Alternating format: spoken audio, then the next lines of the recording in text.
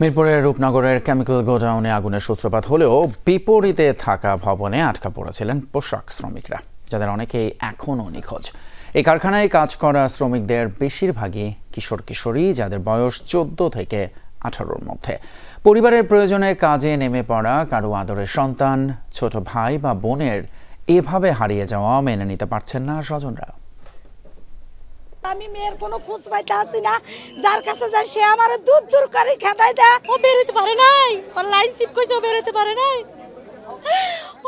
আহাজারীর নগরে নিমতলী চুরিহাট্টার পাশে যোগ হলো রূপনগর। কেমিক্যাল গোডাউনে আগুন থেকে বিস্ফোরণ, মুহূর্তেই লেলিহান শিখা ছড়িয়ে পড়ে আশপাশের কয়েকশো মিটার এলাকায়। ফুলকিতে আগুন ধরে যায় রাস্তায় থাকা গাড়ি, মোটরসাইকেলে। ঠিক বিপরীতে 5তলা ভবনে তখন কাজ করছিলেন পোশাক শ্রমিকরা। কিছু বুঝে ওঠার আগেই কেমিক্যালের বিষাক্ত ধোঁয়া আচ্ছন্ন করে ভবনটি। আগুনে বন্ধ হয়ে যায় বের হওয়ার সব পথ। আটকা পড়া অনেকে জানালা ও টিনশেড ভেঙে বেরিয়ে আসলেও বাকিদের নির্মম পরিণতি আজ করে কান্নায় ভেঙে পড়েন স্বজনরা।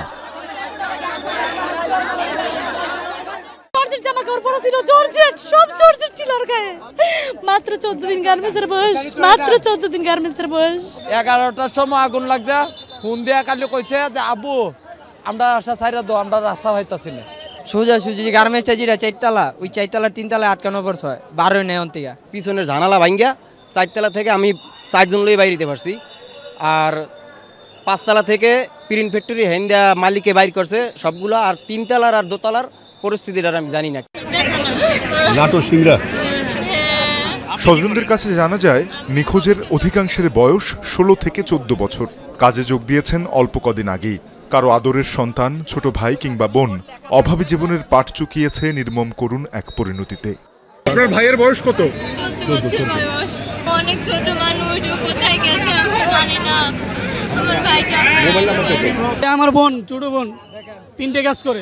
আমার মেয়ে যে 6 দিন ধরে ডিউটি করে, মেট্রিক পরীক্ষা দিয়ে আমার মেয়ে এই অফিসে ঢুকছে। কোনো খোঁজ খবর পাইতেছি না, একটু হলে খোঁজ দেন আমাদের, লাশটা দেন, আবার তো লাশটা দেন, জীবিত বা মৃত লাশটা দেন আমাদের। সকালে আমার আম্মু, আমার মামা, মামা তো সবাই কান্না করে, ডিসিশন নিতে পারতেছেন না।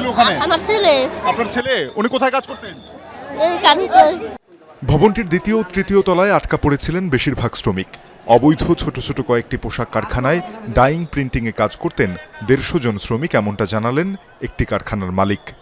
বিস্ফোরণের শব্দ পাওয়া মাত্র 2-3 সেকেন্ডের ভিতরে পুরো মানে ফ্লোর আপনার হলো ধুমা গ্যাসে ভরে গেল। 2টা প্রিন্ট ছিল, আর একটা হলো মিনি গার্মেন্টস ছিল, ছোট কারখানা। 3 ফ্লোর মিলে হয়তো বা 1-150 লোক হবে। উদ্ধার হওয়া সব মরদেহ শনাক্ত করতেই প্রয়োজন হবে ডিএনএ টেস্টের।